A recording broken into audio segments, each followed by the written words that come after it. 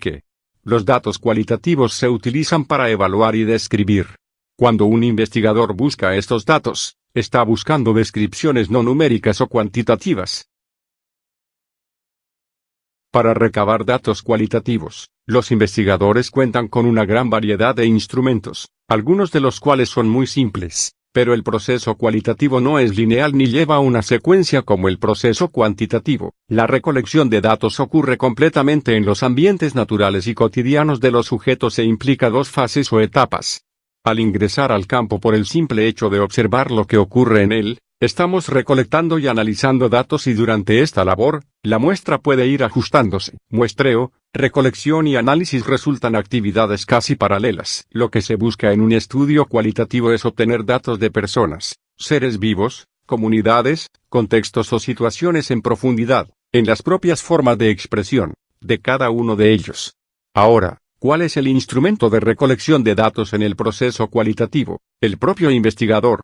Sí. El investigador es quien, mediante diversos métodos o técnicas, recoge datos. Él es quien observa, entrevista, revisa documentos, conduce sesiones, etc. No solo analiza, sino que es el medio de obtención de datos.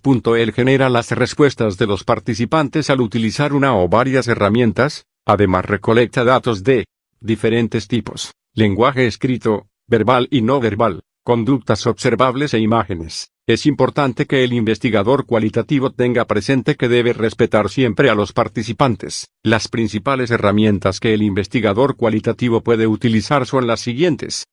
Como la observación. El método de recolección de datos a partir de la observación del participante implica examinar a uno o varios sujetos sobre los que quieres recopilar datos. Hay varios estilos diferentes de participación por parte del investigador en este tipo de investigación observacional: externo, pasivo, equilibrado, activo y total. Oh vaya. Miren, allí viene Jonathan. Seguro me ayudará a seguir contándoles más de la recolección de datos cualitativos. ¿Qué onda, Jeffrey? ¿Cómo vas? Bien. Les contaba a nuestros compañeros sobre la observación cualitativa. Continuemos. La participación externa significa que el investigador no está presente con los sujetos que son objeto de estudio. Por ejemplo, el investigador puede haber grabado la escena en video para verla más tarde. Participación pasiva significa que el investigador está presente, pero no participa activamente de lo que los sujetos están haciendo. La participación equilibrada significa que el investigador se involucra en algunas de las actividades del sujeto, pero no en todas ellas.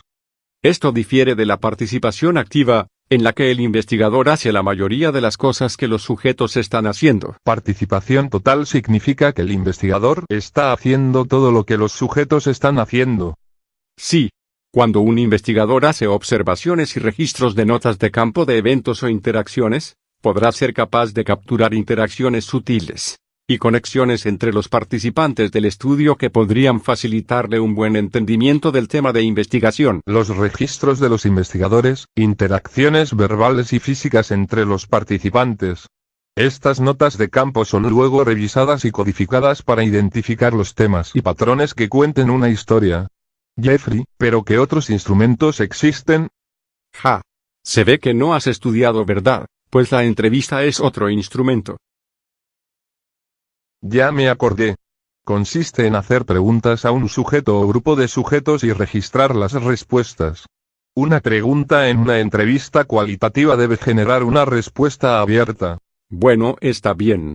No te enojes. ¿Hay tipos de entrevistas? ¿Cuáles son? Entrevista informal conversacional, entrevista estructurada con una guía y entrevista estandarizada. Pero no solo eso, también hay tipos de preguntas. ¿Verdad? Y estas son preguntas sobre experiencias o comportamientos, lo que hace o ha hecho una persona. Preguntas sobre sentimientos, respuestas emocionales de las personas. Preguntas sobre opinión, lo que ellos piensan. Preguntas sobre conocimientos, lo que las personas saben específicamente. Preguntas sobre sensaciones, lo que ven, oyen, tocan. Preguntas de carácter histórico, características del informante. Pensé que no te las sabías. Bien. Pero sigamos en otro lugar. Está bien, vámonos de aquí.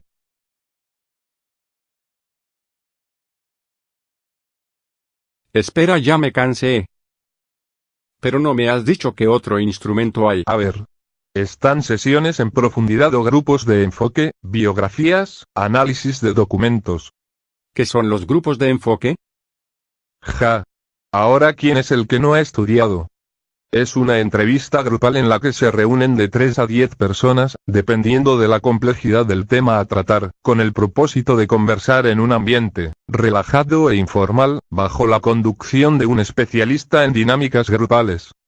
Bueno, está bien si vamos.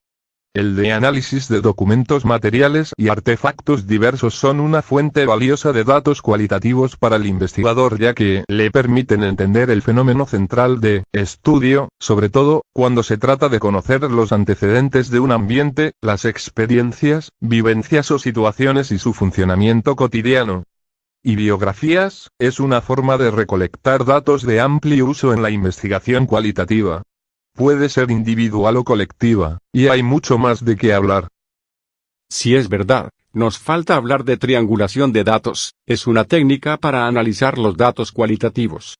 Se basa en analizar datos recogidos por diferentes técnicas, lo cual permite analizar una situación de diversos ángulos. Es un control cruzado empleando diferentes fuentes, instrumentos o técnicas de recogida de datos. Existen 4 tipos de triangulaciones y una combinación de los mismos. Mira, allá viene el bus. ¿Y cuáles son esos tipos de triangulación? Como verás está, triangulación de datos, de investigadores, teórica, metodológica y múltiple.